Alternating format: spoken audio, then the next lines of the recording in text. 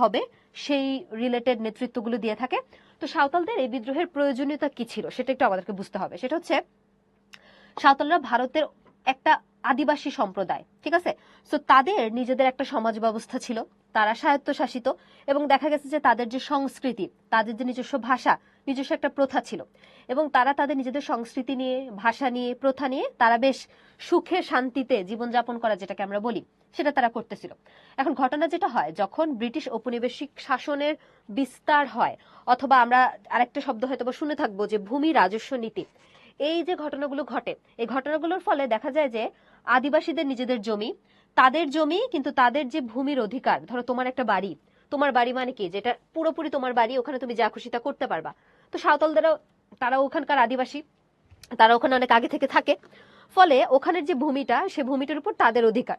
কিন্তু এই ব্রিটিশ ঔপনিবেশিক এবং জমিদারি ব্যবস্থাগুলোর কারণে যেটা হয়, সেটা হচ্ছে আমাদের সাঁওতালরা নিজেদের ভূমিতে নিজেরাই হচ্ছে অনেকটা ভূমিদাসের মতো ট্রিটেড হতে থাকে, এবং দেখা যায় যে তারা অনেক কষ্ট করে যে জমিটাকে উর্বর বানায়, জমিটাতে কৃষিকাজ করে উৎপাদনশীল বানায়, পরবর্তীতে ব্যবসায়ীরা, জমিদাররা এসে তাদেরকে তাদের জমি থেকে উৎখাত করে দেয়, তাদেরকে বলে যে তোমরা এখানে থাকতে পারবে না। সো এই ধরনের যে অন্যায়গুলো হচ্ছিল বা শোষণগুলো হচ্ছিল, এগুলোর এগেনস্টে বেসিক্যালি সাঁওতালরা তাদের যে বিদ্রোহ, সে বিদ্রোহটাকে গড়ে তুলছিল। এখন আমরা এই গল্পে যে ব্যক্তিটাকে পাই, তার নাম হচ্ছে কপিল দাস। সো কপিল দাস হচ্ছে তার নাম, আর মুর্মু হচ্ছে তাদের ওই গোষ্ঠীটার নাম আর কি।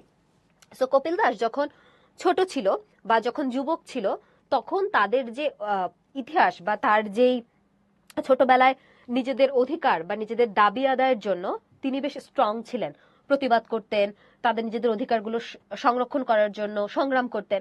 কিন্তু বয়সের ভারে এসে আমরা দেখতে পাচ্ছি কপিল দাসের মধ্যে আগের সেই যৌবনের যে তেজ, যে উদ্দীপ্ততা, যে সাহস, যে সংগ্রাম, সেগুলো নাই।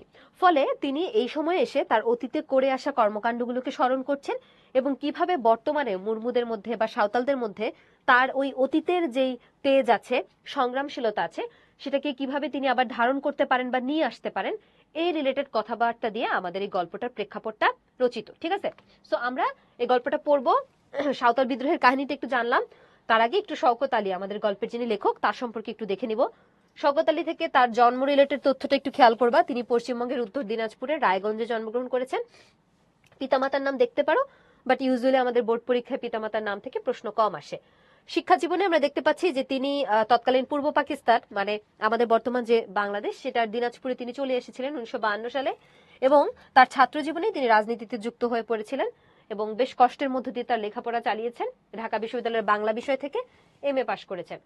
কর্মজীবনে তিনি বেশ কিছু পেশার সাথে নিয়োজিত ছিলেন, শিক্ষক ছিলেন, অধ্যক্ষ ছিলেন, এবং তার সাহিত্যের বৈশিষ্ট্য যদি আমরা দেখি, সেখানে আমরা দেখতে পাচ্ছি যে তিনি জীবনকে খুব গভীরভাবে অবলোকন করতেন, এবং জীবনের রচনা তিনি হচ্ছে তৈরি করতেন আর কি, জীবনকে একটা শৈল্পিক রূপ তিনি দেওয়ার চেষ্টা করতেন।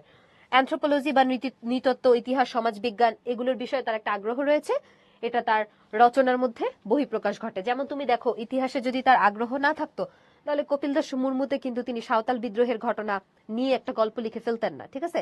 সো সাঁওতাল বিদ্রোহ কি আমাদের ইতিহাস থেকে বিলং করে, সো ঐতিহাসিক বিষয় নিয়ে তার আগ্রহ ছিল, এবং সেটা তিনি বহিঃপ্রকাশ ঘটিয়েছেন। তার সাহিত্যকর্মের নামগুলোকে আমরা খুবই খুবই খুবই জোর দিব, গুরুত্ব দিব। বাকি জিনিসগুলোকে তুমি লেস ইম্পর্টেন্স দিলেও খুব একটা সমস্যা নাই। তো এখানে পিঙ্গল আকাশ, প্রদোষে প্রাকৃতজন খুবই নাম করা একটা তার সাহিত্যকর্ম। উত্তরের ক্ষেপ, লেলিহান স্বাদ, এগুলো হচ্ছে তার অন্যতম সাহিত্যকর্ম। তিনি বাংলা একাডেমি পুরস্কার 21 পদক পান, 2018 সালে মারা যান। আচ্ছা, তো এটা যেহেতু সহজ, এখানে বোঝানোর কিছু নাই, নিজের একটু দেখে নিবা। আমরা মূল গল্পটা যেহেতু আলোচনা করব, তো সেখানে চলে যাই। তো গল্পটা নেওয়া হয়েছে হচ্ছে লেলিহান স্বাদ নামক তার যেই গ্রন্থ আছে সেখান থেকে, এবং এখানে আমরা দেখতে পাচ্ছি কপিল দাস মুর্মু একজন বৃদ্ধ সাঁওতাল, এটা পুরোটা তার নাম, এবং তিনি একজন সাঁওতাল। সো ভূমির অধিকার নিয়ে সাঁওতালদের যেই বিগত, যেই তাদের ইতিহাস, সেই ইতিহাসটাকে তিনি হচ্ছে তুলে ধরার চেষ্টা করছেন। তার এই যে বয়সের ভারে তিনি একটা জায়গায় চুপ করে বসে আছেন, সো ওখানে বসে থাকতে থাকতে তার যে অতীতের স্মৃতিগুলো মনে পড়তেছে, এই স্মৃতিগুলো দিয়েই কিন্তু তিনি মূলত আমাদেরকে বর্তমানের যে প্রেক্ষাপট, সে প্রেক্ষাপটের সমান্তরালে দাঁড় করার চেষ্টা করছেন। এবং তিনি আমাদের কি দেখাচ্ছেন, দেখো, যে তার নিজের বসত বাটি, যেখানে তিনি থাকেন, দীর্ঘ সময় ধরে থেকেছেন, ওরকম একটা জায়গা থেকে তাকে কি করা হচ্ছে, উন্মূলিত করা হচ্ছে। উন্মূলিত করা হচ্ছে মানে কি, যে তাকে ওই জায়গা থেকে দূর করে দেওয়া হচ্ছে, উৎক্ষেপণ, মানে তাকে উৎপাটন করা হচ্ছে, দূরে তাড়িয়ে দেওয়া হচ্ছে। তো এই ব্যাপারগুলো কিভাবে আসলে কপিল দাস মুর্মুর জীবনে প্রভাব ফেলছে, সেটা আমরা হচ্ছে দেখার চেষ্টা করব, যে তার বর্তমানের মধ্য দিয়ে আমরা অতীতের সংগ্রামশীলতার যে ইতিহাস সেই হিস্ট্রিটা আমরা পড়বো। এবং এখানে আরো দেখো বলা আছে যে কপিল দাস যে আসলে একটা চরিত্র থাকে না, বরং একটা জাতিসত্তার অস্তিত্বের রক্ষার সংগ্রামের এক আপসীন যোদ্ধা।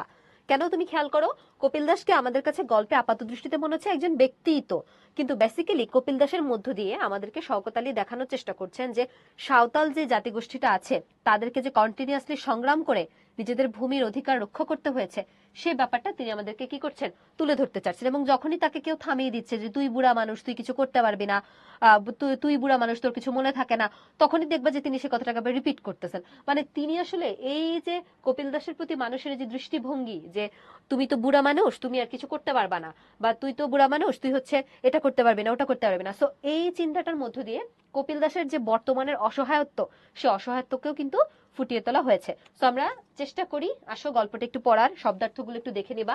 যেমন মুর্মু বলতে আমরা কি বুঝাই, সাঁওতাল গোত্র বিশেষ কে বুঝাই, কিন্তু তোমার যদি এমসিকিউতে আসে মুর্মু শব্দের অর্থ কি, তখন তুমি আবার সাঁওতাল গোত্র বিশেষ বইলো না। মুর্মু বলতে কি বুঝায় বা কাদেরকে বুঝায় বললে তখন বলবা সাঁওতাল গোত্র। আর অর্থ জানতে চাইলে মুর্মু শব্দের অর্থ হচ্ছে নীল গাভী। এটার পেছনে একটা ব্যাকগ্রাউন্ড স্টোরি আছে। স্টোরিটা অনেকটা এরকম যে একজন ব্যক্তি আছে, তারা মানে একটা এই গোত্রের নামটা কোত্থেকে আসলে মুর্মু হয়, তো তারা হচ্ছে কাজ করতে করতে গাছের নিচে বিশ্রাম নিচ্ছিল। এক সময় তাদের যে সর্দার ছিল তিনি ঘুমিয়ে পড়লেন এবং সেই বনে একটা হিংস্র নীল গাভী ছিল যে কিনা পায়ের চাপা দিয়ে সর্দারকে মেরে ফেললো। তো ঘুম থেকে উঠে লোকেরা তখন গাভীটিকে হত্যা করলো। সেই থেকে মৃত ব্যক্তির গোত্রের নাম বা পদবি হলো মুর্মু। এই গোত্রের একাধিক উপগোত্র রয়েছে। তো এটা ব্যাকগ্রাউন্ড হিস্ট্রি। আমাদের ব্যাকগ্রাউন্ড হিস্ট্রি মনে রাখা লাগবে না, মনে রাখতে হবে মুর্মু শব্দের অর্থ হচ্ছে নীলগাভী। আর মুর্মু বলতে এখানে বোঝায় সাঁওতাল একটা গোত্রকে। তাদের নাম মুর্মু কেন? কারণ তাদের পূর্বসূরি কোন একজন সর্দার নীল গাভীর পায়ের পাড়ায় মারা গিয়েছিল। আচ্ছা, টাঙ্গন বলতে এখানে আমরা একটা নদীকে বুঝতে পারছি যেটা কিনা ঠাকুরগাঁও শহরের পাশ দিয়ে বয়ে গিয়েছে। কান্দর শব্দের অর্থ হচ্ছে খালের অংশবিশেষ বা নিচু কোন একটা স্থানকে বোঝায়। পুষ্ণা পরব, পুষ্ণা পরব মানে হচ্ছে পৌষ সংক্রান্তি।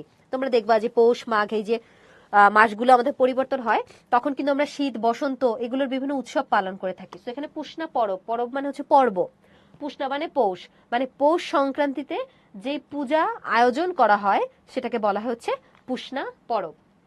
হাপন শব্দের অর্থ বালক। মান্দল বলতে এখানে মাদলকে বোঝায়, এক ধরনের বাদ্যযন্ত্র। তোমরা জানো হয়তো বা অনেকে মাদল বাজাতে বা মাদলের সাউন্ড শুনেছো।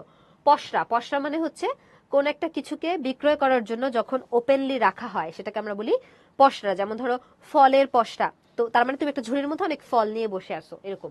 ভাট শব্দের অর্থ হচ্ছে এক ধরনের ফুল। নাগরদোলা তো চিনোই, পহেলা বৈশাখ বা ঈদ এগুলোতে মেলার মধ্যে এটা আনা হয়। যার শব্দের অর্থ হচ্ছে ঠান্ডা। আধিয়ার, এই শব্দের একটু ভালো করে খেয়াল করবা, আধিয়ার মানে হচ্ছে বর্গাদার। এখানে বোঝায় যে কোন একটা নির্দিষ্ট শর্তে অন্যের মালিকানাধীন জমিতে তুমি যদি হাল চাষ করো এবং যে ফসলটা তুমি উৎপাদন করবা সেটার একটা নির্দিষ্ট অংশ তুমি মালিককে প্রদান করবা। এটার ঘটনা মানে কি, ধরো আমি একজন কৃষক, আমার নাম হচ্ছে এক্স।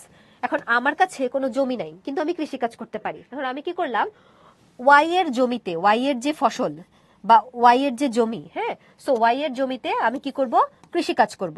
সো এখন দেখো শ্রম দিচ্ছি আমি, কিন্তু জমিটা কার? জমিটা ওয়াই এর। ফলে আমার সাথে ওয়াই এর একটা কি হয়েছে, চুক্তি হয়েছে যে আমি কষ্ট করে আপনার এখানে ফসল ফলাই দিব, উৎপাদিত যে ফসল সেই ফসলের একটা অংশ আপনাকে হচ্ছে আমি দিব, আর আমি যেহেতু কষ্ট করছি আর একটা অংশ আমি নিব। সো এই ধরনের বর্গা চাষ যারা করে, মানে আমি মানে এক্স, এদেরকে বলা হয় হচ্ছে আধিয়ার। ঠিক আছে, তো আধিয়ার বলতে আমরা এখানে বর্গাদারকে বুঝাচ্ছি। জোতদার হচ্ছে তারা যারা মূলত এই যে জমিগুলোর ইজারা নিত, এবং এই জোতদার বলতে এখানে আসলে যে জমির মালিকানা কৃষকদের কাছ থেকে যে জমিদারদের হাতে চলে যায়, এবং এইখানে মধ্যবর্তী একটা শ্রেণী আছে যে শ্রেণীটা বেসিক্যালি কৃষক মানে আধিয়ার বা বর্গা চাষির সাথে আমাদের যারা জমিদার আছে তাদের মধ্যে একটা মধ্যসত্ত্বা অর্থাৎ মিডলম্যানের কাজটা যে করে, হ্যাঁ, মাধ্যমের কাজটা যে করে, তাকে আমরা বলি হচ্ছে জোতদার। এরপর গৃহস্থী, গৃহস্থী শব্দটা একটা আঞ্চলিক শব্দ, আমরা এখন ব্যবহার করে থাকি, গৃহস্থকে বোঝায়। মরল বলতে এখানে বোঝায় মোড়লকে, যিনি একটা কোনো সার্টেন গোষ্ঠীর প্রধান হিসেবে কাজ করেন। ফর এক্সাম্পল, ধরো আমাদের মধ্যে আমাদের জনগণের জন্য একজনকে আমরা ভোট দিয়ে নির্বাচন করি না, যে যিনি আমাদের কিছু প্রতিনিধিত্ব করবেন সংসদে বা কোন একটা জায়গায় গিয়ে, সেরকম কোন একটা গোষ্ঠীর বা কোন একটা গ্রামের মধ্যে যেই ব্যক্তি বাকিদের হয়ে নেতৃত্ব দেন, ডিসিশন মেকিং এর কাজগুলো করেন, তাদেরকে আমরা বলি হচ্ছে মোড়ল। আঞ্চলিক ভাষা বা আঞ্চলিক শব্দ ব্যবহার করে এটাকে হচ্ছে আমরা মরল হিসেবে পাচ্ছি। ঘুন্টি কথাটা মানে হচ্ছে ঘন্টা। তোমরা দেখবা যে গরু ছাগল এগুলো পোষা পশু প্রাণী মানে পশু প্রাণীগুলোর গলায় একটা ঘন্টার মতো বাঁধা হয়। এটার পেছনের কারণ কি, যে ধরো ওদেরকে তো হচ্ছে ছেড়ে দেওয়া হয়, ওরা মাঠে ঘাটে ফসল খাবে বা ঘাস খেয়ে খেয়ে বেড়াবে। সো রাখাল এসে একটা সার্টেন টাইম পরে তাদেরকে কালেক্ট করবে, তাদেরকে হচ্ছে নিয়ে বাড়িতে যাবে। এখন কিভাবে বুঝবে এই গরুটা কোথায় আছে বা ছাগলটা কোথায় আছে বা হারায় গেছে কিনা, এটা বোঝার জন্য তাদেরকে হচ্ছে একটা ঘন্টার মতো পরায় দেওয়া হয়, যে সাউন্ডটা শুনে বোঝা যায় যে গরুটা আসলে কোন জায়গায় আছে। কুশিয়ার ক্ষেত মানে হচ্ছে, কুশিয়ার শব্দটা মানে হচ্ছে আখ ক্ষেত। পুছে দেখো মানে জিজ্ঞেস করে দেখো, ফর্ম থাকা মানে স্মরণ থাকা। এটা তোমাদের মনে নাও থাকতে পারে, এটা একটু দেখবা। এরকম বেশ কিছু শব্দের অর্থ দেওয়া আছে, তোমাদের বইয়েও দেওয়া আছে, বইয়ের বাইরেও দেওয়া আছে, এগুলি একটু দেখবা। আমি বাকিগুলো আর এক্সপ্লেইন করলাম না, যেহেতু সহজ। আমরা মূল গল্পে চলে যাই। গল্প পড়তে পড়তে আমরা হচ্ছে বাকিগুলোকে কি করব, এক্সপ্লেইন করব। আচ্ছা, একটু তাড়াতাড়ি বলতেছিলাম কারণ এটা শব্দার্থ তো তোমার বইয়েও আছে এবং শব্দার্থ তুমি বোঝো। তো শব্দার্থ যেহেতু পড়াচ্ছি এই জন্য একটু দ্রুত গেছি, পুরো গল্পটা আমরা পড়বো, এখন আবার আস্তে আস্তে বলতেছি, সমস্যা নেই। আচ্ছা আসো দেখো, বাতাস উঠলে এখন টাঙ্গনের পানিতে কাঁপন লাগে না। তাহলে আমরা একটু আগে কি দেখছি, টাঙ্গন হচ্ছে একটা কি নদী। সো বাতাস উঠলে টাঙ্গনের পানিতে কাঁপন লাগে না, এটা তুমি দুইটা মিনিং বের করতে পারো। একটা হচ্ছে যখন বাতাস হয় তখন নদীর পানিতে কি হবে, স্বাভাবিক একটা ঢেউ উঠবে। বা ধরো তুমি এভাবে যদি চিন্তা করো যে তুমি পানির মধ্যে একটা ইট মারলা, সো ইট মারার ফলে পানিটার মধ্যে কি একটা আন্দোলন তৈরি হবে, একটা তরঙ্গের সৃষ্টি হবে। তো বাতাস উঠলে বাতাসের কারণে নদীর পানিতে বা স্রোতের মধ্যে একটা কি হয়, একটা হচ্ছে ঢেউয়ের সৃষ্টি হয়, রাইট? সো তুমি আক্ষরিক অর্থে এটা, তুমি যদি ভাবার্থটা চিন্তা করো, বাতাস উঠলে এখন টাঙ্গনের পানিতে কাঁপন লাগে না, অর্থাৎ ওই নদীটার পানিতে কোনো কাপাকাপি সৃষ্টি হয় না। এটা দ্বারা তুমি বুঝতে পারবা যে এমন একটা সময় ছিল, দেখো বলতেছে এখন এখন টাঙ্গনের পানিতে কাঁপন লাগে না, মানে কি এখন লাগে না কিন্তু কোন একটা সময় লাগতো। তাহলে ওই সময়টা কোন সময়, এটা তোমাকে বুঝতে হবে। সাঁওতালদের যেই স্বর্ণোজ্জ্বল সময়টা ছিল, যখন সাঁওতালরা তাদের সাথে কোনো অন্যায় হলে অথবা তাদের কোনো ধরনের অধিকারকে কেড়ে নিতে চাওয়া হলে তারা যেই প্রতিবাদগুলো করত, তারা যে সংগ্রামগুলো করত বা তারা যে বিরুদ্ধে আচরণ করত, ওই সোনালী সময়টার কথা বলা হচ্ছে। যে বাতাস উঠলে এখন টাঙ্গনের পানিতে কাঁপন লাগে না, তখন লাগতো, তখন মানুষজন কি করত, এটার একটা প্রতিবাদ করত, বাট এখন করে না। পানি এখন অনেক নিচে নেমে গেছে বা পানি এখন অনেক নিচে, তার মানে বোঝাই যাচ্ছে যে ধরো নদীর পানি অনেক নিচে নেমে যাওয়া মানে কি, যে সাঁওতালদের আগে যে লেভেলটা ছিল ওই লেভেলটা আর নাই। আগে ওরা কথায় কথায় নিজেদের অধিকারের জন্য দাবি রাখতো, সংগ্রাম করতো, কিন্তু এখন পানি নিচে নেমে গেছে মানে কি, তাদের ওই যে ইন্সপিরেশন বা তাদের ওই যে স্পিরিট, তাদের যে প্রাণ শক্তি, ওইটার নাই, ওইটা কি হয়েছে, কমে গেছে। কেটে কেটে ভারী ধীর স্রোতে এখন শীতের টাঙন বয়ে যায়, পানির তলায় বালি চিকমিক করে, কোথাও কোথাও সবুজ গুল্ম স্রোতের ভেতর ভাটির দিকে মাথা রেখে এপাশ ওপাশ ফেরে। চতুর দু একটা মাছ তীর তীর করে উজানে ছুটে গেলেও আবার ভাটিতে ফিরে আসে, কিন্তু কাঁপে না পানির স্রোত। এমনকি সাঁকোর উপর দিয়ে চিনিকলের ভারী আখবাওয়া ট্রাকগুলো যাবার সময়ও না। সো আক্ষরিক দৃষ্টিতে তোমার কাছে মনে হতে পারে যে আরে এখানে জাস্ট একটা প্রকৃতির বর্ণনা দিছে, বাট ব্যাপারটা কিন্তু শুধু প্রকৃতির বর্ণনা না। তোমাকে বুঝতে হবে যে এখানে কি ঘটতেছে। দেখো বলা হচ্ছে কেটে কেটে ভারী স্রোত এখন শীতের টাঙন বয়ে যায়। আচ্ছা, এরপর বলছে পানির তলায় বালি চিকমিক করে। সো দেখো বালি পানির নিচে চিকমিক করতেছে, তার মানে কি উপরে পানি ভেতরে বালি, যেটা নিচ থেকে চিকমিক করতেছে। দ্যাট মিনস সাঁওতালদের যে ইতিহাস, সেই ইতিহাসের আড়ালে ওদের যে সোনালী অতীতের কথা, ওদের যে নিজেদের একটা আইডেন্টিটি ছিল, এই ব্যাপারগুলো লুকিয়ে আছে। সো এখন জাস্ট পানিটা সরানোর কাজ মাত্র। তুমি পানিটা সরালেই তুমি তোমার যে অতীতের ইতিহাস আছে, তোমার যে অতীতের যে আত্মপরিচয় আছে, সংগ্রামের ইতিহাস, সেটাকে তুমি তুলে ধরতে পারবা। আচ্ছা, এরপরে কি বলছে দেখো, চতুর দু একটা মাছ, চতুর মানে হচ্ছে চালাক বুদ্ধিমান এরকম। তো চতুর দু একটা মাছ তীর তীর করে উজানে ছুটে গেলেও আবার ভাটিতে ফিরে আসে। সো উজান ভাটি এই শব্দগুলোর সাথে হয়তো তোমরা পরিচিত। ভাটার সময় কি হয়, যে পানিগুলো নিচে নেমে যায়, এরকম একটা ব্যাপার। সো দেখা যাচ্ছে যে আমরা দেখি যে সাঁওতালদের মধ্যে একটা সময়ের সাথে তাল মিলিয়ে চলার একটা প্রবণতা কিছু কিছু ক্ষেত্রে দেখা যায়।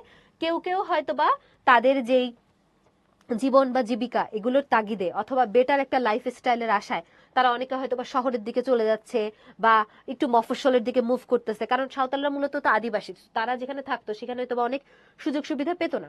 সো কেউ কেউ হয়তোবা শহরমুখী হচ্ছে, মফস্বলমুখী হচ্ছে।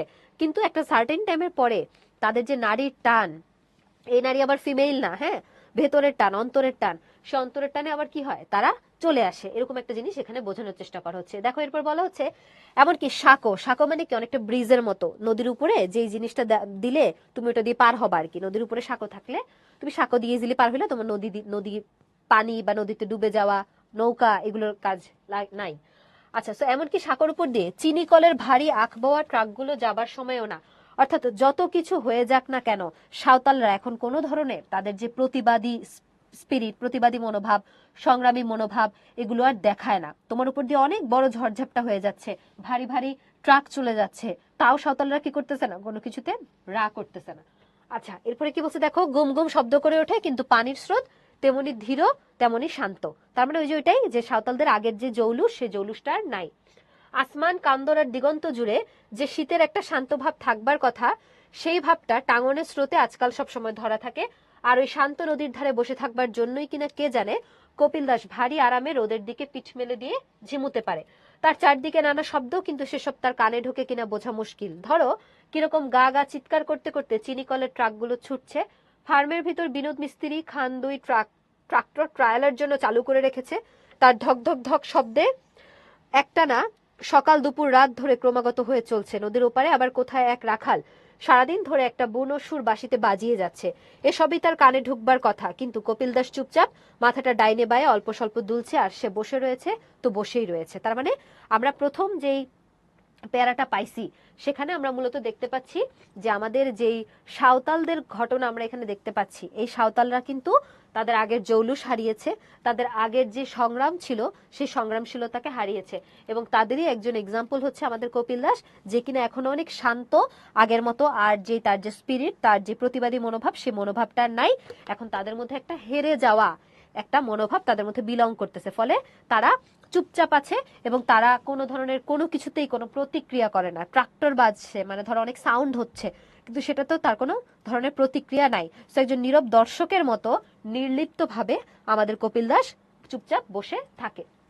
আচ্ছা, তারপর বলেছে দেখো, ওদিকে ছাগল ঢুকে যদি সবজি খেয়ে তছনছ করে, কি বিন্দা মাঝির বউ সোনামুখী নগেন হরোর বোন সিলভির সঙ্গে ঝগড়া বাঁধায়, কিংবা নদীর ওপারে খোলা কান্দরে খরগোশ তাড়িয়ে নিয়ে আসে কোনো ভিন গায়ের কুকুর, ভিন গায়ের মানে ভিন্ন গায়ের কুকুর, এবং সেজন্য যদি এপারের বাচ্চারা লে লে হই হই করে ওঠে, কপিল দাস নড়বে না, হেলবে না, কান পাতবে না, কাউকে একটা কথা জিজ্ঞেসও করবে না। ফলে কপিল দাসকে আমরা এখানে কি বলতে পারি, নির্লিপ্ত।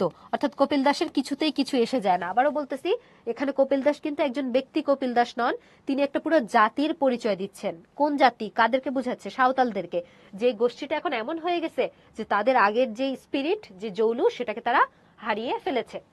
আচ্ছা, তো তারপর এখানে কপিল দাস বুড়োর সম্পর্কে পরিচয় আরো দেওয়া হচ্ছে। তবে এখানে একটু খেয়াল রাখবা যে চরিত্রগুলো আসে, যেমন আমরা তো একটা চরিত্র পাইছি কপিল দাস, তারপর আমরা পাইছি হচ্ছে বিন্দা মাঝির বউ, যার নাম হচ্ছে সোনামুখী, এবং আরেকটা ব্যক্তি পাইছি সিলভি, যে কিনা নগেন হরোর বোন। তো ওরা দুজন ঝগড়া করতেছে। এই মানুষের জীবনের যে ঝগড়াঝাটি, অথবা এই যে কোথায় কি বাচ্চা কাচ্চারা চিল্লাচিল্লি করতেছে, এগুলো কোনো কিছুতেই কপিল দাসের আসলে কিছু এসে যাচ্ছে না। এরপর আসলে কপিল দাস বুড়োর কাছে সবই একটার সঙ্গে আরেকটা মেলানো বলে মনে হয়। মানে এখানে আমরা কপিল দাসের একটা লাইফের একটা ফিলোসফি দেখতে পাচ্ছি, যে থাকে না যে আমরা এক একজন এক একটা জিনিস বিশ্বাস করি, যে আমরা অনেকে হয়তো মনে করি যে আমাদের জন্ম মৃত্যু, আমার ধর্ম কি হবে, আমি কি কর্ম করব না করব, সবই হচ্ছে মানে লিখা। সো এরকম প্রত্যেকেরই জীবনে বিভিন্ন দর্শন থাকে। সো কপিল দাস জীবনের এই সময় এসে তার চিন্তা ভাবনাটা হচ্ছে এরকম, যে সে আসলে এগুলোতে কিছুতেই তার কি কিছু আসে যায় না।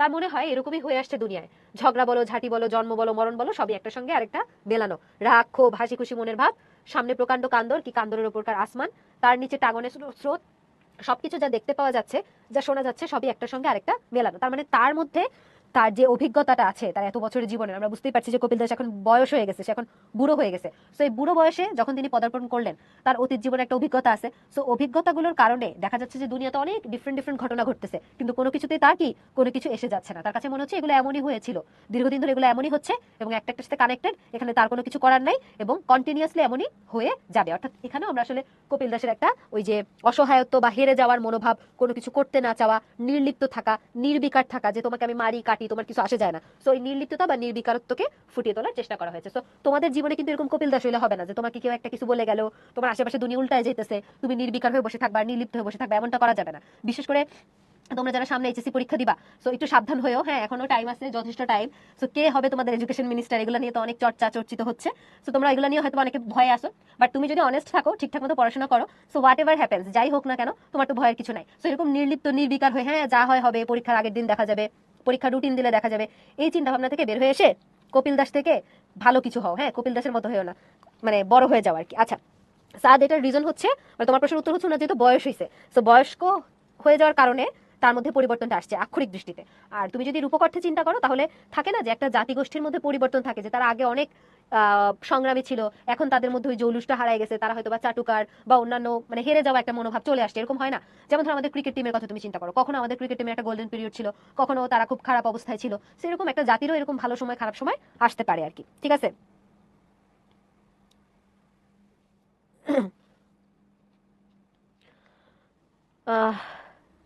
আচ্ছা ঠিক আছে।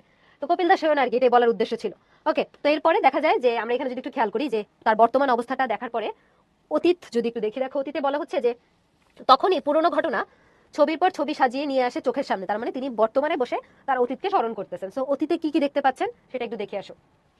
একটু মিউট করেন তো।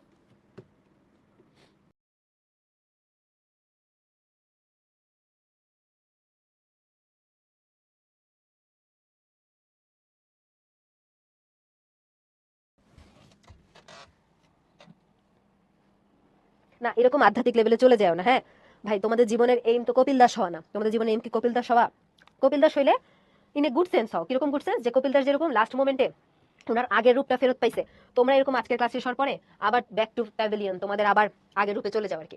আচ্ছা, তো যেটা বলতেছিলাম যে অতীতে দেখা যেত যে যখন পুষ্ণা পরব হতো, একটু আগে আমরা শব্দার্থীতে পুষ্ণা পরবের মিনিং দেখছি, পৌষ সংক্রান্তি উপলক্ষে যে পূজা আয়োজন করা হতো, সে পূজায় তিনি নাচ করতো, তার গলায় মাদল থাকতো। তুমি সাঁওতালদের ছবি যদি দেখো গুগল করে, দেখবা যে সাঁওতালদের একটা কমন ছবি তুমি পাবা, যেখানে তারা পায়ে হচ্ছে ধুতির মতো একটা জিনিস পরা, গলায় একটা মাদলের মতো, তারা হচ্ছে মাদল বাজাচ্ছে, গান করছে, নাচ করছে, এরকম একটা সিনারিও বা একটা ছবি, কমন, খুব কমন একটা সিনারিও। তো তারা হচ্ছে পৌষ সংক্রান্তির পুজোয় কিভাবে তারা পুজোটাকে উপভোগ করতো সে রিলেটেড কথাবার্তা এখানে হচ্ছে বলা আছে, যে কিভাবে তার যৌবন, আমাদের কপিল দাসের যে যৌবন, সে যৌবনটা চলে গেছে, সে রিলেটেড তথ্য আমরা দেখতে পাচ্ছি। এবং তিনি বেশ আনন্দের সাথে তার ওই স্মৃতির যে পসরা, স্মৃতির পসরা মানে কি, অতীতের যে ঘটনাগুলো সেগুলোকে তিনি এরকম দোকানের মতো খুলে বসছে, তিনি অতীতের স্মৃতিগুলো একটা একটা করে হচ্ছে দেখছেন এবং বিচরণ করছেন।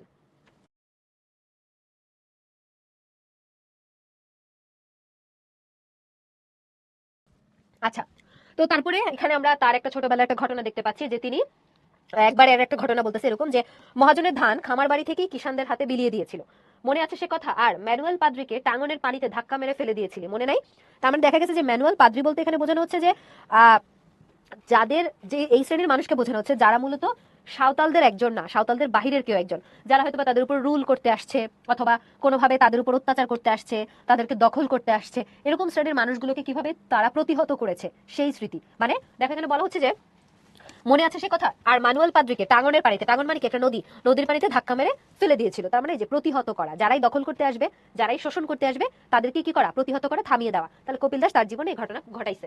চকিতে, চকিতে মানে হঠাৎ করে সে দেখতে পায় বর্ষায় ভরা টাঙ্গনের পানিতে পাদ্রি তলিয়ে গেল, ঘোলাটে পানির মধ্যে কালো জুতো শুদ্ধ তার পা দুখানি উপরে উৎক্ষিপ্ত হতে দেখা গেল স্পষ্ট করে। একটু পরে ম্যানুয়াল পাদ্রি আবার ভেসে উঠেছিল, আর সে কি গাল, গাল মানে এখানে গালিগালাজ বোঝানো হচ্ছে, সাঁতরাতে সাঁতরাতে শাসাচ্ছিল, দেখিস তোর বাপকে বলবো, দেখবো বিচার হয় কিনা। তার মানে ওই যে তার প্রতিহত করার ব্যাপারটা এখানে আমরা একটা সিনারিওর মধ্যে দিয়ে দেখছি। তারপর ছোটবেলার কথা মনে করতেছে, সেই ছোটবেলার কথা হাপন ছিল যখন সে, তার এটা তো তার যুবক বয়সের ঘটনা, যে যুবক বয়সে তারা যে কৃষিকাজ করতো সেটা মহাজনের ধান খামার বাড়ি থেকে কিষানদের কাছে বিলাই দিছে। মানে এই যে মহাজনের ধানের প্রসঙ্গটা কি, আমরা শব্দার্থ যখন পড়তেছি মনে করে দেখো, আমি তোমাদেরকে বলছিলাম যে আধিয়ার কৃষক যারা বর্গাদার, ওরা তো আরেকজনের জমিতে কাজ করে, তো এখন যার জমি সে চাইলেই এক্সদেরকে কি করতে পারে, বর্গা চাষীদেরকে ঠকাইতে পারে। সো এটা তো হইতে দেয় নাই তিনি যৌবনে। তো বাচ্চাকালে তিনি কি করছেন, বালক বয়সে, হাপন ছিল যখন সে, মানে বালক যখন ছিল, তখন সে কি করতো, তার যে তীর, তুমি সারা জীবন তীর বানান হয়তো বা এরকম দেখে দেখে অভ্যস্ত, তো সমস্যা নাই, একই জিনিস, একই জিনিস। তোর তীর কিরকম নিখুঁত নিশানায় গিয়ে বিত্ত কপিল দাস, মনে নাই সে কথা? তার মানে তিনি নিজেকে তার যুবক বয়সের এবং বাচ্চাকালের করে আসা দুঃসাহসী কর্মকাণ্ডগুলো দিয়ে তিনি নিজেকে কি করতেছেন, আবারও ওই শৈশবের দুরন্তপনা, শৈশবের স্মৃতি দিয়ে তিনি নিজেকে জাগ্রত করার চেষ্টা করছেন। তারপর নিজের পরিচয় সম্পর্কে সে আরো বলছে যে কেন মনে থাকবে না, সান্তালের বাচ্চা না সে, সান্তাল মানে এখানে সাঁওতাল বোঝানো হচ্ছে। দেখতো খরগোশের পেছনে কে ছুটছে অমন, সুখদেবের বেটা চতুর্মাঝি নাকি দিবদাসের বেটা কপিল দাস, তার মানে কপিল দাসের বাবার নাম এখানে বলা আছে। আর ওই দেখ কপিল দাসের শিকারী কুকুর কিরকম ছুটে যাচ্ছে তীর খাওয়া শিকারের পেছনে। তীর খাওয়া শিকার একটু খেয়াল করো, মানে হচ্ছে যে শিকার, যেই শিকার বা যে প্রাণীটা অলরেডি তীরের আঘাত পাইছে, তার মানে জীবন বাঁচানোর জন্য পালিয়ে যাচ্ছে, এরকম একটা বিষয়। কপিল দাস মনের ভিতরে স্পষ্ট দেখতে পায় তার কালো রঙের কুকুরটাকে, যেটা তার কিশোরকালের সঙ্গে ছিল সর্বক্ষণ, কুকুরটাকে শেষ পর্যন্ত বাঘে খেলো। কপিল দাস এক একদিন আবার নিজের কাছে গল্প ফাঁদে, দূর থেকে দেখা যায় বুড়ো থেকে থেকে মাথা নাড়াচ্ছে আর ঝুঁকে ঝুঁকে দুলছে। এই বুড়োকে, এই বুড়ো হচ্ছে কপিল দাস। মানে তুমি যদি একটু দূর থেকে খেয়াল করো কপিল দাসের দিকে, তুমি দেখবা যে নিজে নিজেও গল্প বানাচ্ছে। মাথা ঝুলাচ্ছে, এরকম একটা এক্সাম্পল। সো কোন গল্পটা আরম্ভ করবে সে? বাহ, গল্পে কি শেষ আছে? নিজেকেই শোনায় বড়, ধরো মেলার সেই ঘটনা। তার মানে নিজের একটা একটা করে তিনি গল্প অতীত থেকে, স্মৃতি থেকে মনে করার চেষ্টা করছে। চকিতে মানে হঠাৎ করে, ইনস্ট্যান্ট। ওকে, সো মেলার গল্প তিনি বলা শুরু করছিলেন। মেলার ঘটনাটা কিরকম, বা ধানের যেই ধান কাটার ব্যাপারটা, সেগুলো তিনি বলছেন। আধিয়ার জোরদারের মাঝখানে পড়ে গেল সাঁওতাল বস্তিটা। গোপীনাথ হু হ্যাঁ করে না, ডাইনে বায়ে তাকায় না। ওদিকে কে একজন আগুনের কুণ্ডুলির উপরে আরেক বোঝার নাড়া চাপিয়ে দিয়ে গেল। দাউ দাউ করে জ্বলে উঠলো আগুন, আর ওই আগুনের আলোয় গোপীনাথের কপাল চকচক করতে লাগলো। কিন্তু সে সাদা চুলভর্তি মাথাটা ঝুঁকিয়ে বসে আছে তো বসেই আছে। আচ্ছা, এখানে একটু খেয়াল করতে হবে একটা জিনিস, সেটা হচ্ছে আমরা গোপীনাথ বলে যে ক্যারেক্টারটাকে দেখতে পাচ্ছি, তো সেখানে আমরা কি দেখি যে গোপীনাথ সে মোড়ল বা একজন নেতৃস্থানীয় ব্যক্তি হওয়া সত্ত্বেও তিনি নীরব হয়ে আছেন, কোনো ধরনের কথাবার্তা বলতেছে না, কিছুই করতেছে না। তো তার এই যে নীরবতা, এই নীরবতাটাকে কাজে লাগিয়ে যারা দখলদার গোষ্ঠী আছে, জোরদার গোষ্ঠী আছে, তারা কিন্তু একের পর এক অত্যাচার করে যাচ্ছে। সাঁওতালদের তখন কি মুশকিল ভাবো দেখি। মহাজন বসত করবার জায়গা দেয়, মানে মহাজন বলে যে ব্যক্তি, তিনি কি করেন, বাস করার জায়গা দেয়। কৃষিকাজ করার জন্য, আবাদ মানে কি, কৃষিকাজ করা, কৃষিকাজ করার জন্য জমি দেয়। গৃহস্থীর কাজ দেয়, মানে ঘরের যে বিভিন্ন ধরনের কাজ থাকে গৃহস্থ পরিবারের, ছোটখাটো কাজগুলো, ওই কাজগুলো দেয়। সেই মহাজনের বিপক্ষে কেমন করে যায়? মহাজন যে সব দেয়, হ্যাঁ সব দেয়, কিন্তু পেটের ভাতটা কি সারা বছর দেয়? আচ্ছা, তার মানে এখানে যে ঘটনাটা আমরা দেখতে পাচ্ছি, মহাজন বলে যে ব্যক্তি, তিনি কি করেন, ওদেরকে সবকিছু দেয়। কিরকম কিছু দেয়? বাস করার জায়গা দেয়, বাসস্থান দিয়েছে। তাদেরকে কি দেয়? তাদেরকে হচ্ছে জমি দেয়, যে জমিতে ওরা চাষ করে, এবং তাদেরকে গৃহস্থ বাড়ির কাজ দেয়, সবই দেয়। কিন্তু সে কাজের বিনিময়ে যে পারিশ্রমিক তারা পাওয়া উচিত সারা বছর চলার জন্য, সে পারিশ্রমিকটা দেয় না। ফলে তাদের পেটে সারা বছর কি থাকে না, ভাত থাকে না। অর্থাৎ বাস করার জায়গা দিছে, এই জন্য মহাজনের কাছে কৃতজ্ঞ। মহাজন জমি দিছে, যে জমি তোরা কৃষি কাজ করে, ওকে ফাইন, কৃতজ্ঞ। গৃহস্থ বাড়ির কাজ দিছে, কৃতজ্ঞ। কিন্তু তার বিনিময়ে যে পারিশ্রমিক, সেটা এতটাই অল্প যে তারা এই টাকা দিয়ে সারা বছর কি করতে পারে না, চলতে পারে না, তাদের ভাত পেটে জোটে না। তো এরকম বিভিন্ন ধরনের তর্ক বিতর্ক হচ্ছে মিটিং এর মাঝখানে। তো বলা হচ্ছে যে আমরা যদি মহাজনের বিপক্ষে যাই, মহাজন যদি আমাদের এই ঘর বাড়ি থেকে আমাদেরকে তুলে দেয়, তাহলে আমাদের কি হবে? এরকম তর্কাতর্কি তাদের হচ্ছে। এর মধ্যে গোপীনাথ কিছুই বলে না। মরল হলে বোধহয় ওই অবস্থায় কিছু বলা যায় না। এই লাইনটার মাহাত্ম্য খুবই ভেতরে। বাদানুবাদ মানে একজন একটা কথা বলছে, আর এরপর রিপ্লাই আরেকজন একটা কথা বলছে, মানে তর্কাতর্কি যেটাকে আমরা বলি, ঠিক আছে? আচ্ছা, তো এখানে একটু খেয়াল করে দেখো, বলা হয়েছে যে ওদিকে গোপীনাথ কিছুই বলে না, মরল হলে বোধহয় ওই অবস্থায় কিছু বলা যায় না। এই কথাটার একটা মানে বিশাল বড় একটা মিনিং আছে। মিনিংটা এরকম যে তুমি দেখবা যে আমরা যখন ক্ষমতার বাইরে থাকি, তখন ক্ষমতাকে অনেক প্রশ্ন করি, এটা হলে ভালো হতো, এটা করলে ভালো হতো। কিন্তু সেই আমরাই যখন আবার ক্ষমতায় যাই, তখন আমরাই কিন্তু আবার কি, কেমন জানি পাল্টে যাই। সো মরল হলে বোধহয় কিছু বলা যায় না, এটা দ্বারা বেসিক্যালি ওইটাই বুঝাচ্ছে যে মরল যদি কিছু বলে, তার যদি সুবিধায় ঝামেলা হয়, তো সে তো নিজের সুবিধার কথা চিন্তা করতেছে, সে তো সাঁওতালদের কথা চিন্তা করতেছে না। যদিও তার চিন্তা করার কথা ছিল কাদের কথা, সাঁওতালদের কথা। আচ্ছা, এরপর বলছে কিন্তু তখন ভারী জার হে মরল, জার মানে হচ্ছে ঠান্ডা, প্রচন্ড শীতকাল, দেহ দলদল করে কাঁপছে। দূরে দূরে যারা দাঁড়িয়ে ছিল তাদের মধ্য থেকে কে যেন চেঁচিয়ে বলে উঠেছিল, হামরা মহাজনের সঙ্গে নাই, আধিয়ার কিষানের সঙ্গে হামরা। মানে যেই মহাজন ওদের পক্ষে কাজ করে না, সেই মহাজনের সাথে ওরা নাই। তার মানে এখানে বেসিক্যালি একটা ঝগড়া চলতেছে, একটা বিরোধ চলতেছে। বিরোধের দুইটা পক্ষ, একটা হচ্ছে মহাজন আর একটা হচ্ছে আধিয়ার কৃষক। সাঁওতালরা আসলে কাদের পক্ষে যাবে, এটা নিয়ে একটা কনভারসেশন চলতেছে। এখন মোড়ল যেহেতু সুবিধাবাদী, মোড়ল যেহেতু জমিদারের পক্ষে, এবং মোড়লের কোনো ধরনের প্রতিবাদ আসতেছে না, ফলে সাঁওতালরা ডিসাইড করলো এই মোড়লকে আমরা সাপোর্ট করি না, আমরা কৃষকদেরকে সাপোর্ট করি। কোন কৃষক? ওই বর্গাচাষী কৃষকদেরকে। তো এখানেই হচ্ছে মূলত তাদের এই প্রতিবাদের একটা বিষয় চলে আসে। তারপরে কপিল দাস আরো একটা এরকম ঘটনা মনে করে, বিচার সভা একটা বসছে, যে মিটিং, সেই মিটিং এ আর কি কি হয়েছিল, এরকম ঘটনা আমরা দেখতে পাই। এরকম গল্প সে কন্টিনিউয়াসলি বলতে থাকে, বলতে বলতে তার প্রকৃতির যে পরিচয়, সেই পরিচয়টা আস্তে আস্তে আমাদের কাছে ডিসক্লোজ হয়। তারপরে আমরা আরেকটা ঘটনা এখানে দেখতে পাই কপিল দাসের বর্ণনার মধ্যে দিয়ে, সেটা হচ্ছে একদিন কপিল দাস দেখে যে ওদের যে টাঙ্গন মানে নদী, নদীর উঁচু যে জায়গা, সেখানে কিছু লোক, কয়েকজন লোক দাঁড়িয়ে আছে। তারা দাঁড়িয়ে থেকে বস্তির দিকে হাত তুলে কি যেন দেখাচ্ছে। কি দেখাচ্ছে? ওই বস্তিতে হচ্ছে আমাদের কপিল দাসরা এবং তাদের জনগোষ্ঠী এরা হচ্ছে থাকে।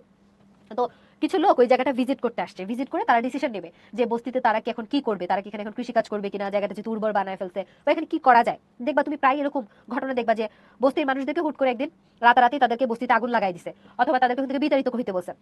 তারা বস্তি ছেড়ে যাবে না, তারা ওখানেই থাকবে। তখন দেখবা যে বস্তির মধ্যে রাতারাতি আগুন লাগাই দিছে। কে আগুন লাগাই দিছে? বলবে যে দুষ্কৃতকারী বা দুর্বৃত্তরা আগুন লাগাই দিছে। এখন তুমিও জানো, আমিও জানি যে কারা আসলে এই দুর্বৃত্তের কাজটা করছে। তো তারা আগুন লাগাই দেয় কেন? যে আগুন লাগাই দিলে ওদের ঘর বাড়ি পুড়ে যাবে। অ্যাক্সিডেন্টও হয়, অ্যাক্সিডেন্ট হয় না এমন না, বাট বেসিক্যালি যে আগুন লাগাই দেওয়ার ঘটনাগুলো যে ঘটে বস্তিতে, এটার পেছনের কারণ হচ্ছে এটাই যে তাদেরকে এখান থেকে উৎখাত করা। তারা চলে যাবে, এখানে একটা বহুতল ভবন নির্মাণ করবে, একটা রেসিডেন্সিয়াল এলাকা নির্মাণ করবে, অথবা একটা মার্কেট নির্মাণ করবে। সো এরকম কিছু লোক ভিজিট করতে এসে এই জায়গাটা আর কি দেখে গেল যে এখানে কি করা যায়। সো এটা আমাদের কপিল দাসেরও কি চোখে পড়ছে। আচ্ছা,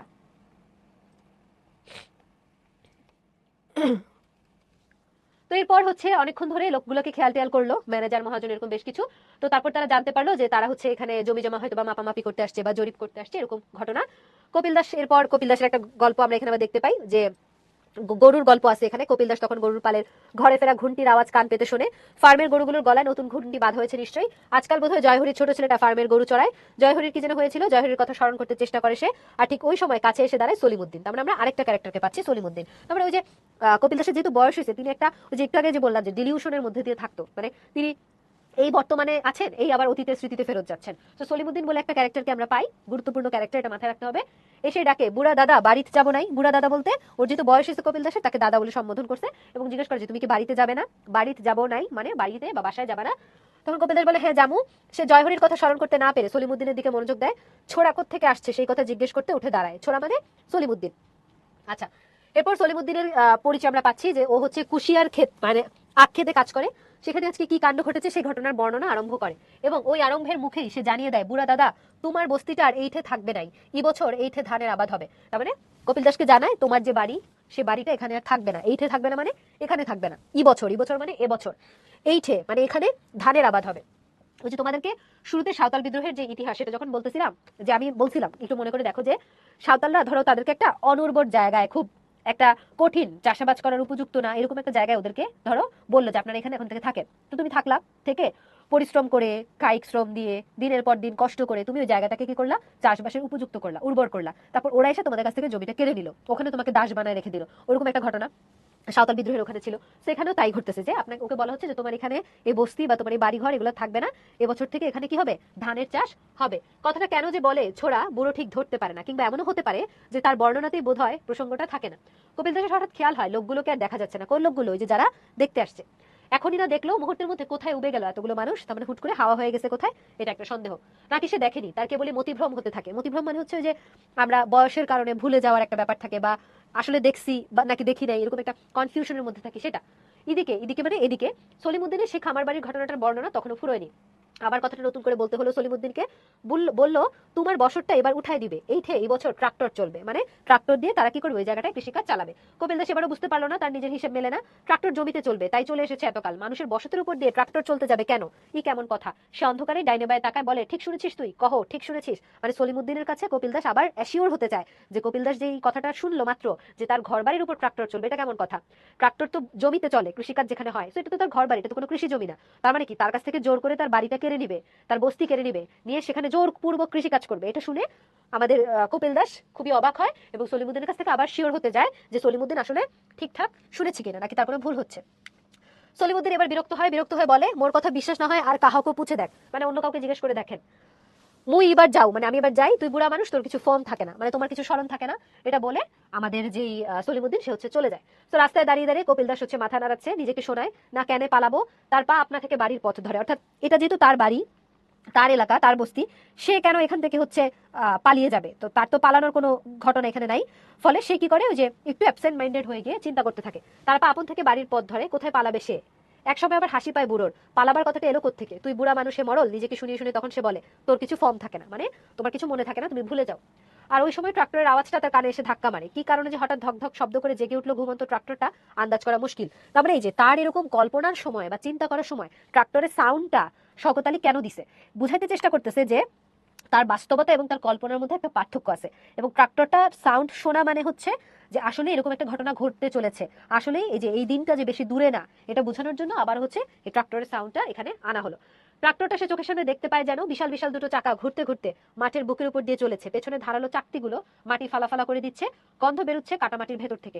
ওইভাবে ট্রাক্টরটা চলে আসে একেবারে দিনেশ কিস্কুর বাড়ির সীমানা পর্যন্ত, তারপরে বেশ দিব্যি ঘুরে যায়। বসতি হলো ট্রাক্টর চলাফেরা করার শেষ সীমানা। এই যে দেখো, তার মানে ট্রাক্টরটা চলবে কোন জায়গায় চলবে, যেখানে বসত বাড়ি নাই, বসত বাড়িতে তো মানুষ থাকে, ওখানে তো ট্রাক্টর চলে না। সো কপিল দাস আমাদেরকে স্মরণ করাই দিচ্ছে যে বসতি হলো ট্রাক্টর চলাফেরা করার শেষ সীমানা। হ্যাঁ, কলের জিনিস ওই পর্যন্ত আসে, তার মানে যে যন্ত্র সভ্যতা কি করতে পারে না, এই যে বহিঃশক্তি কোনোভাবে ভেতরে যে প্রবেশ করতে পারতেছে না, এটা আমাদেরকে জানালো, কিন্তু পারবে, ভবিষ্যতে পারবে। আচ্ছা, এরপর সংসারের সীমানা এরকম গল্প আমাদেরকে এখানে দেখানো হচ্ছে যে কপিল দাস চিন্তা করছেন যে আসলে কি ট্রাক্টর তার সংসার বা তার যে ঘর বাড়ি আছে সেটার বুকের উপর চলে আসবে কিনা। তো এগুলো মনে পড়তে থাকে এবং তিনি মনে করতে থাকেন যে এই যে বস্তি উঠে যাবে, এটা তো আসলে মানে আকস্মিক বা হঠাৎ নয়। তো তার শেষ পর্যন্ত পরিণতি কি হবে, যে বস্তি টস্তি সব উঠায় ফেলা হবে, তাদের ঘর বাড়ির উপর দিয়ে ট্রাক্টর চলবে, এটা তার পরিণতি হবে কিনা, এটা তিনি মনে করতে চেষ্টা করছেন। তো তখন হুট করে আমরা একটা একটা প্রতিবাদী একটা বিষয় এখানে দেখতে পাই। দেখো, বলা হচ্ছে কোথায় একটা মেয়ে মানুষের মাথা গরম করে মাতালের দিকে দা উঁচিয়ে তেড়ে যাবার ঘটনা, আর কোথায়, বাড়িঘর সংসার শুদ্ধ লোপাট করে দেওয়া, কিসের সঙ্গে কিসের জড়ানো। কিন্তু ভাবো তো বছরটা কত পুরনো, মনে আছে তোর? হ্যাঁ বাহে মরলের বেটা, তোর কি ফর্ম আছে? অর্থাৎ তিনি তার এই যে পুরাতন স্মৃতির কথা মনে করছেন, যে একটা মানুষ ধরো হঠাৎ করে রেগে উঠছে, রেগে সে মাতালকে দা দিয়ে মারবে, এই ধরনের ইনস্ট্যান্ট তাৎক্ষণিক প্রতিক্রিয়া ঘটতে পারে। কিন্তু একটা মানুষের ঘর বাড়ি, তার দীর্ঘদিনের বসত ভিটা, তার থাকার যে বস্তি, এই ধরনের উচ্ছেদ কর্মকাণ্ড, এটা তো খুব একটা বড় ঘটনা না? তো এই বড় ঘটনা নিয়ে সমাজের মানুষের মধ্যে কোনো ধরনের প্রতিক্রিয়া নাই। কিন্তু ছোট একটা ঘটনা, কোন বাড়ির কোন বউ মাথা গরম করে কোন মাতালকে মারতে গেছে, এগুলো নিয়ে নিউজ হয় বেশি। তো তুমি দেখবা যে আমাদের বর্তমান সমাজেও কিন্তু তাই, এটা যে শুধু সাঁওতালদের হিস্ট্রি তা না। তুমি দেখবা নিউজে প্রায়োরিটি পায় কোন চিত্রনায়িকা কি খায় কি পরে এগুলো, কিন্তু কোন একটা বৈষম্য, কোন একটা অন্যায় হচ্ছে, কোন একটা গুরুত্বপূর্ণ ঘটনা ঘটতেছে, ওগুলো দেখবে যে তুমি পেপারের বা টেলিভিশনের হেডলাইনেও নাই, বা থাকলেও খুব ছোট কলেবরে আছে। তো এই ঘটনাটা এটাই আসলে এখানে বুঝাচ্ছে, যে এই যে একটা বসত বাড়ি উচ্ছেদ হবে, এই যে একটা এত বড় বস্তি উচ্ছেদ হবে, এটা নিয়ে কারো কোনো ধরনের প্রতিক্রিয়া নাই। আচ্ছা, এরপর তিনি বলছেন যে হ্যাঁ তার মনে আছে এরকম তাদের অফিস ঘরে একটা হচ্ছে মিটিং বসেছিল। ওই মিটিং এ কি হয়েছিল, সেই মিটিং এর মোড়ল কে ছিল? মোড়ল ছিল হচ্ছে শিবনাথ। শিবনাথ আবার গুণিন ছিল, গুণিন মানে হচ্ছে কবিরাজ। কিন্তু গুণিন হলেই কি সব হয়? হয় না। তার মানে সে যত বৈশিষ্ট্য থাকুক না কেন, সে যদি আসলে তার নিজের লোকের জন্য কোনো কাজ না করে, তাহলে তো আসলে তার থাকা না থাকায় কোনো ম্যাটার করে না। অর্থাৎ তোমার বন্ধু ধরো এমপি হইলো, এখন এমপি হয়ে তোমার বন্ধু তোমার কোনো উপকার করলো না, উল্টো তোমার ক্ষতি করলো, তো তোমার বন্ধু এমপি নাকি তোমার বন্ধু কিছুই না, সেটা তো ম্যাটার করে না। তো আমাদের মোড়ল এখানে শুধু মোড়ল নন, তিনি একজন কবিরাজও, কিন্তু এটা আসলে ম্যাটার করতেছে না। আচ্ছা, ওই পর্যন্ত বলা পড়ার বলতে পারেনি, মহিন্দর ধমকে উঠেছিল। মহিন্দর হচ্ছে ওর ছেলে, পরে জানিয়েছিল তুই আর আমার সঙ্গে আসিস না বাপ, তোর কথার কোনো ঠিক নাই, কোনো কথা তুই কোন কথা কহিস বুঝিস না। তার মানে যে বয়স হয়ে গেলে বয়স্ক মানুষজন যে আসলে কথার যে তাদের কোনো হচ্ছে কোনো ধারাবাহিকতা থাকে না, বা দেখবে তুমি বয়স্ক মানুষদের অনেক কথায় আমরা অনেক বিরক্ত হই। কেন বিরক্ত হই? কারণ দেখা যায় যে আমরা একটা নিউ জেনারেশন, তাদের জেনারেশনের সাথে আমাদের জেনারেশনের একটা গ্যাপ আছে, ফলে তাদের চিন্তা ভাবনার সাথে আমাদের চিন্তা ভাবনা অনেক জায়গায় মিলে না। তো এখানে কপিল দাস হচ্ছে পুরাতন প্রজন্ম, আর আমাদের যে মহিন্দর সে হচ্ছে নতুন প্রজন্ম। তো নতুন প্রজন্মের যেই প্রতীক কপিল দাসের ছেলে, তাদের চিন্তা ভাবনার সাথে কপিল দাসের চিন্তা ভাবনা আমরা দেখতে পাচ্ছি যে এখানে মিলছে না। এবং কপিল দাস যেহেতু সিচুয়েশন বুঝতেছে না, কোন সিচুয়েশনে কোন কথা বলা উচিত বা কোন কথা বলা উচিত না, মহিন্দর তাকে নিয়ে বেশ বিরক্ত হয়। আচ্ছা, তো তারপর তাকে আবার সে নিজেকে আবার নিজে বুঝায় যে আমি বুড়া মানুষ, আমার এখানে আসলে কিছু করার নাই, আমার থেমে যাওয়া উচিত। মানে দেখো তার অতীতটা অনেক সংগ্রামশীল, অথবা তার যৌবনে সে অনেক হচ্ছে কর্মকাণ্ড করছে, কিন্তু তার বয়সের কারণে, তার অতীতের ওই দিন ফুরানোর কারণে, তার যে দুর্বলতা, তার যে হার মেনে নেওয়ার প্রবণতা, এটা কিন্তু আসলে আমাদেরকে একটা বড় মেসেজ দেয় যে দেখো তুমি আমি আজকে নিজেদের ইচ্ছা মতো নিজেরা চলতে পারতেছি, হাঁটতে পারতেছি, ঘুরতে ফিরতে পারতেছি, নিজেদের কাজগুলো নিজেরা করতেছি। বাট একটা সার্টেন টাইমের পরে, ধরো আমাদের বয়স যখন 50 হবে, 60, 70, 80, 90 ঘরে যদি আল্লাহ আমাদের কথা বাঁচায় রাখে, তো ওই যে আমরা যখন যাবো, তুমি দেখবা যে তুমি একা একা কোনো নিজের কাজ করতে পারতেছো না, চলাফেরা করতে পারতেছো না। অর্থাৎ তোমার যে অসহায়ত্ব, সেই অসহায়ত্ব কিন্তু অলরেডি কপিল দাসের মধ্যে আমরা চলে আসতে দেখি, এবং বার্ধক্যের যে অক্ষমতা, সেটা তাকে কি দীর্ঘশ্বাস ফেলতে বাধ্য করতেছে। তো বাড়ি ফিরতে ফিরতে দেরি হয়ে যায়, ততক্ষণে ঠান্ডায় তার পা দুখানি অসাড় হয়ে উঠেছে, অর্থাৎ পায়ে কোনো সেন্স করতে পারছে না বা ফিল করতে পারছে না। উঠোনের আগুনের কাছে বসে বসে হাত পা সেঁকছে। মহিন্দরের বউ অর্থাৎ তার ছেলের বউ বিন্নি থালায় করে ভাত দিয়ে যায়, সেটাতে তিনি হচ্ছে ভাত খান। এখানে দেখা যায় যে ভাতের সাথে এক টুকরো পোড়া মাংস ছিল। এটার সাঁওতালরা তো হচ্ছে শিকার টিকার করতো, তো শিকার করে তারা কোনো প্রাণী পেলে সেটাকে হয়তো বা তারা খেতো আর কি। তো তিনি খুশি হয়ে যান, যেটা আসলে কিসের মাংস এরকম জানতে জানতে চান। তারপরে তিনি তার নাতিদের সাথে গল্পের একটা বর্ণনা দেন, এবং বর্ণনা দিতে গিয়ে নিজের একটা শিকারের গল্প তিনি দেন। দেখাচ্ছে যে সাঁওতাল কিশোর ছেলের যে ব্যাপারে সবচেয়ে আকর্ষণ, সেটাই সে ধীর স্বরে বর্ণনা করতে থাকে। তার কালো রঙের কুকুরটার কথা আসে। কার কুকুর? কপিল দাসের কুকুর, অর্থাৎ ছোটবেলায় যে কুকুর তার ছিল। তার ঘরে খুঁজলে তীরের চোঙা দুটো এখনো পাওয়া যাবে। সেই চোঙায় বাছা বাছা তীর জমানো থাকতো। চোঙা মানে হচ্ছে একটা বাটির মতো একটা জিনিস, যেখানে তীরগুলোকে রাখা হতো। ধরো তোমার কলমদানি আছে না, যে কলমদানিতে তুমি কলমগুলোকে রাখো, ওরকম কপিল দাসও যেহেতু সাঁওতাল, তারা তো তীর ধনুক দ্বারা বিদ্রোহ বা তাদের লড়াইগুলো চালিয়ে যেত। তো তার ঘরে খুঁজলে এখনো তীরের দুটো চোঙা পাওয়া যাবে, যেই চোঙা বা যেই দানিতে তিনি তার তীরগুলোকে রাখতেন। একবার তীর দিয়ে একটা বাঘ গেঁথে ফেলেছিল, অর্থাৎ বাঘ শিকার করে ফেলছে। ভাগ্যে সে তখনও বাঘ কি জিনিস জানতো না। বনবিড়াল ভেবে নিশানা করে তীর ছেড়ে দিয়েছে, আর অমনি কি ডাক, ভয় পেয়ে পরিমরি করে কিরকম দৌড়েছিল সেই ঘটনাটা সে বলে, এবং বলবার সময় দৌড়ের বর্ণনাটাই প্রধান হয়ে উঠতে থাকে। বুড়ো মানুষের গুনগুন গুনগুন ধীর স্বরের একঘেয়েমিতে বিরক্ত লাগে বাচ্চাদের। সুখদাস অস্থির হয়ে ডাকে, দাদা বাঘটার কি হলো? তার মানে দাদা কপিল দাস নাতিদের সাথে গল্প করতেছে। গল্প করতে করতে তার ছোটবেলায় করা শিকারের গল্প উঠছে। তো তিনি এমন ভাবে তার নিজের বর্ণনা দিচ্ছেন যে বাচ্চা কাচ্চাদের বোর হয়ে যাচ্ছে। তারা আসলে যেটা শুনতে চায়, এক্সাইটিং পার্টটা, যে বাঘটার কি হলো, বাঘটাকে তিনি তীর মারার পরে বাঘটার কি হলো, ওই গল্পে আর কপিল দাস আসে না। ও হ্যাঁ, বাঘটা কপিল দাস একটু ভাবে, কারণ এই গল্পটা সে বানাইছে। তো বানায় বলার জন্য তাকে আসলে চিন্তা করতে হবে। তুমি সত্য কথা বলে ইনস্ট্যান্ট বলে ফেলতে পারবা, মিথ্যা কথা হলে কি তোমাকে একটু চিন্তা করতে হবে যে আমি কেমনে কি বলবো। এরকম বাঘের বর্ণনা টর্ণনা সে দিতে থাকে। তো দিতে দিতে হুট করে, মানে নাতিদের সাথে গল্প করতে করতে হুট করে দেখা যাচ্ছে যে তাদের থেকে একটু দূরে যারা এখন যুবক আছে, তারা একটা মিটিং করতেছে, বা তারা একটা সলা পরামর্শ করতেছে কোন একটা ঘটনা নিয়ে। তারা হচ্ছে আর কি চিন্তা করতেছে যে তারা কোন একটা বিষয় নিয়ে তাদের মধ্যে কথোপকথন চলতেছে। তো এটা দেখে কপিল দাস হচ্ছে বোঝার চেষ্টা করে যে কি নিয়ে আসলে কথা হচ্ছে। মহিন্দর এবং দীনদাস এই দুইজন ব্যক্তি কথা বলছিল, তাদের কাছে কপিল দাস উঠে গল্প শুনতে চায়।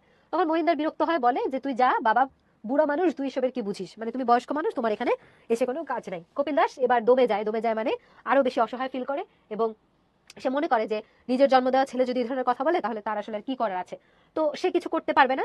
এই চিন্তা থেকে তিনি চলে আসেন। তারপর দেখা যায় যে তাদের মধ্যে মহিন্দর এবং অন্যান্য যারা ব্যক্তিরা ছিল তারা নিজেদের মধ্যে সলা পরামর্শ সেটা চালিয়ে যায়, এবং এই যে তাদের এই কথোপকথন, এগুলো কপিল দাসকে খুব মানে আগ্রহ তার ছিল জানার জন্য যে কি নিয়ে পরামর্শ হচ্ছে বা কি চলছে, তাদের যে গালিগালাজ, তাদের যে কথোপকথন, সেটা কপিল দাস পর্যন্ত আসে। কিন্তু কপিল দাসকে কেউ এই কনভারসেশনের মধ্যে, কথোপকথনের মধ্যে নেয় না। কপিল দাস দূর থেকে এই ঘটনাগুলো দেখতেছে বা জানতেছে। সো এটা তার মধ্যে এক ধরনের আর কি অসহায়ত্ব, বা তার যে অসহায় অবস্থা, তার যেই মানে দুর্বলতা, সেই দুর্বলতার একটা বহিঃপ্রকাশ এখানে ঘটায়। তো তারপরে কপিল দাস দেখা যায় যে তার যে গল্প নাতি নাতনিদের সাথে করতেছিল, গল্পটা কন্টিনিউ করে। হুট করে তার মনে হয় যে না, আমি অনেক বানায় অনেক গল্প বলতেছি, বাঘের লেজ ধরে টানা, এই সেই, এগুলো তো আসলে এক্সিস্ট করে না, আমি সৎ কথা বলি, সত্য কথা বলি। বাঘটা মারা যায়, সেই মারা যাওয়ার গল্পটা তিনি তুলে ধরেন। আচ্ছা, এরপরে আমরা যদি একটু খেয়াল করি, কপিল দাসকে আমরা এতক্ষণ যেই বৈশিষ্ট্যগুলো দেখি, সেখানে আমরা কি দেখছি? কপিল দাস দুর্বল, কপিল দাস অসহায়। গল্পের শেষে এসে আমরা দেখতে পাচ্ছি যে কপিল দাসের মধ্যে একটা পরিবর্তন আসে। পরিবর্তনটা কিরকম? আঘাতপ্রাপ্ত বাঘের পরিবর্তনের মতো। যেমন ধরো, একটা বাঘকে তুমি তীর দ্বারা অ্যাটাক করছো, তাহলে বাঘটা মরে যাওয়ার আগ পর্যন্ত সে কিন্তু চেষ্টা চালায় যাবে তোমাকে পাল্টা অ্যাটাক করার জন্য। ধরো তুমি একটা কুকুরকে ইট দিয়ে মারছো, সো কুকুরটাকে পালিয়ে যাবে না, কুকুরটা উল্টা তোমার দিকে তেড়ে আসবে। তো এখানে এই যে আঘাত পাওয়া কোনো কিছুর পাল্টা আঘাত করার যে প্রবণতা, এবং আঘাতপ্রাপ্ত মানুষ তারা যে আবার